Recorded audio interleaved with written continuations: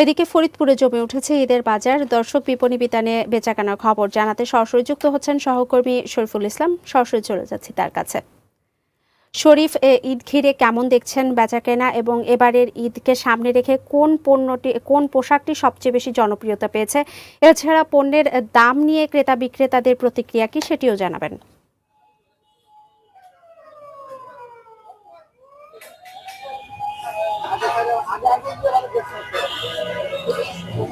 এইখানে দাঁড়িয়ে আছি।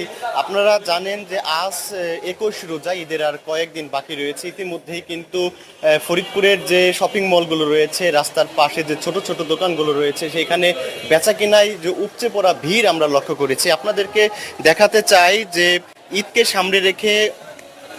সামনে রেখে মানুষ যেইভাবে শপিং মলগুলোতে আসছে, দেখা যাচ্ছে মানুষের মধ্যে এখন থেকে ঈদের সেই আমেজ লক্ষ্য করা যাচ্ছে। ইতিমধ্যে আমরা শপিং মলগুলোতে ঘুরে দেখেছি, সেখানে দেখেছি মানুষের মধ্যে যে পাঞ্জাবি কেনার যে একটা জনপ্রিয়, সেটা দেখা গিয়েছে। যেহেতু রমজান মাস, এটা রোজার ঈদ, সেটাকে লক্ষ্য করে। তাছাড়া এই ঈদকে সামনে রেখে ফরিদপুরের যে ফুটপাতের অস্থায়ী দোকানগুলো, সেটা সকাল থেকে রাত পর্যন্ত ক্রেতাদের ভিড়ে আসলে সরগম হয়ে উঠেছে। প্রধান প্রধান যে বিপণী বিতানগুলো রয়েছে, ঈদের নতুন পোশাক, জুতা, কসমেটিক্স ও নানা ধরনের সামগ্রী কিনতে পরিবারের যে সদস্য, তাদেরকে নিয়েই কিন্তু আসলে এই শপিং বাজারগুলোতে আসছে। আমরা দোকানীদের সাথে কথা বলেছি, বিক্রেতাদের সাথে। তারা বলছে যে গতবারের তুলনায় এইবার আসলে কেনাকাটার যে মানুষের ভিড় অনেক বেশি, বেচা কেনাটাও অনেক বেশি।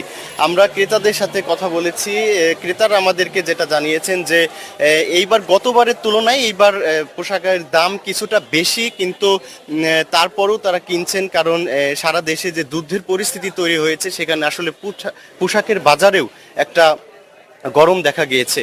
তাছাড়া পাঞ্জাবির প্রতি মানুষের যে জনপ্রিয়তার মধ্যে পাঞ্জাবি মানুষ কিনছে, আর নারীদের যে থ্রি পিস রয়েছে, থ্রি পিস কিনছে। বৃদ্ধ বয়স যারা, তারা শাড়ি কিনছে। তাছাড়া